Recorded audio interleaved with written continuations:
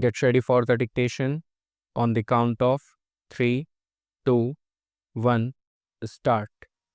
On the 25th May, the Prime Minister moved the resolution in this House asking the House to record its general approval of the principles, objectives, and programs of development contained in the 10th Five-Year Plan as prepared by the Planning Commission.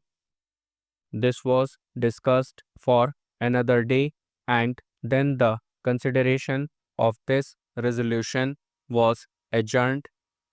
At that stage, the scope of the discussion was confined to broad aspects of the plan approach, organization, resources, etc.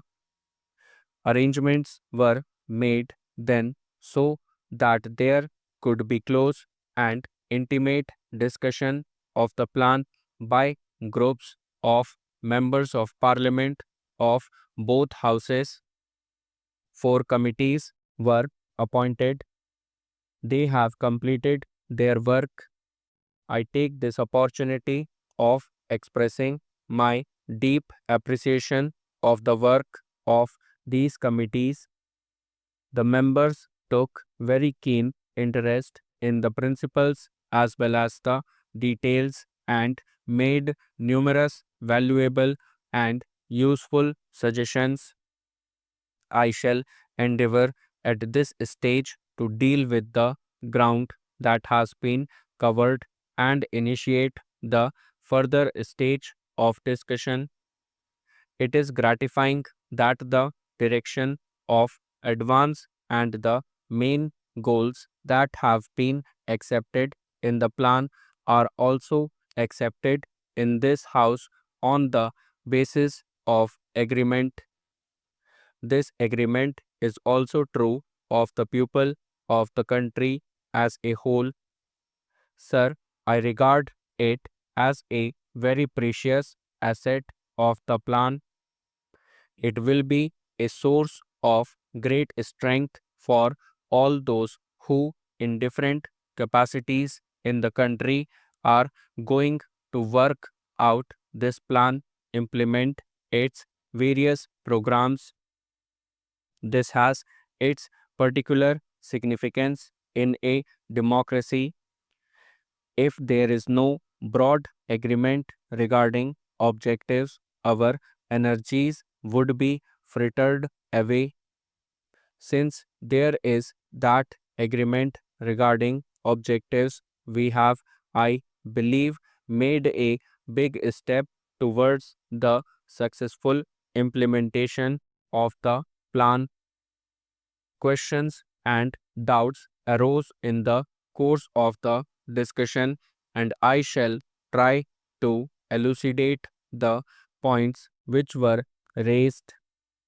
There was consensus of opinion that the plan was not too big in size considering the present needs of the nation.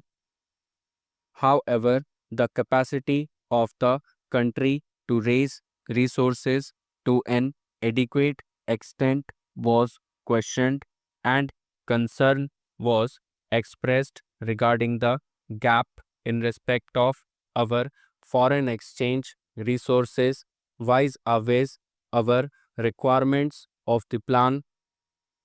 In the same context, there was a lengthy discussion about the trained personnel for the successful execution of the plan.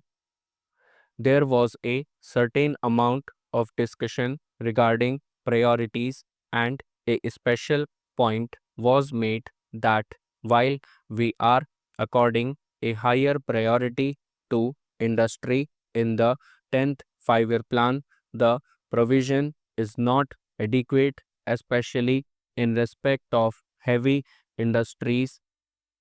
Further, it was stated that the provision for transport is out of step with the requirements of traffic, which will be generated in the course of the implementation of the plan.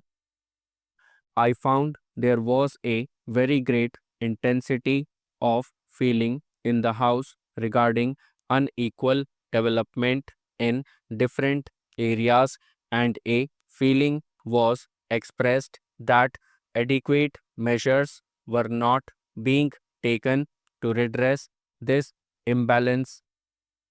The position, according to some members, was the same in respect of the question of rural areas vis-a-vis urban areas. Before I take up these questions, I would, if you would permit me, sir, like to say something about the ninth 5 year plan and incidentally about our approach to the entire problem of economic development.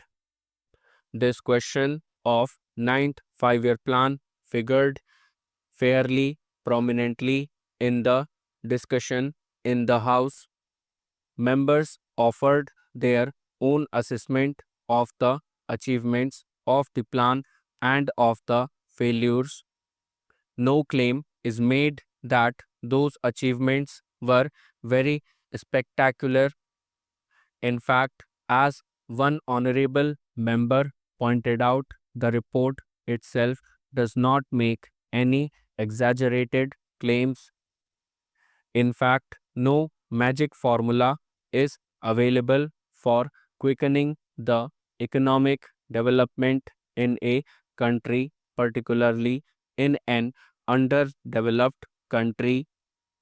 The difficulties, as pointed out, are more in the case of a country which is just trying to emerge from the stage of underdevelopment, and particularly so when this experiment of quickening the tempo of development is being carried out in the context of a democracy.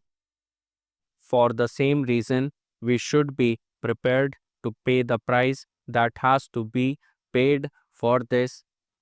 That price may be somewhat heavy in the beginning, and that price is in terms of hard work for all of us, in terms of concerted effort. It is in terms of discipline, of self restraint, of sacrifice.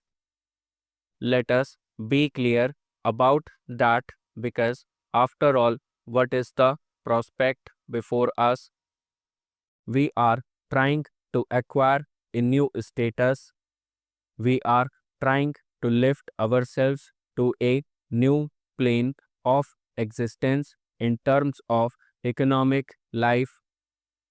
We want to qualify for being placed in the category of a developed country, to give up our status as an underdeveloped country, and for that, certainly the greatest effort has to be applied to this big task, and this effort is not necessarily confined to the economic sphere of India.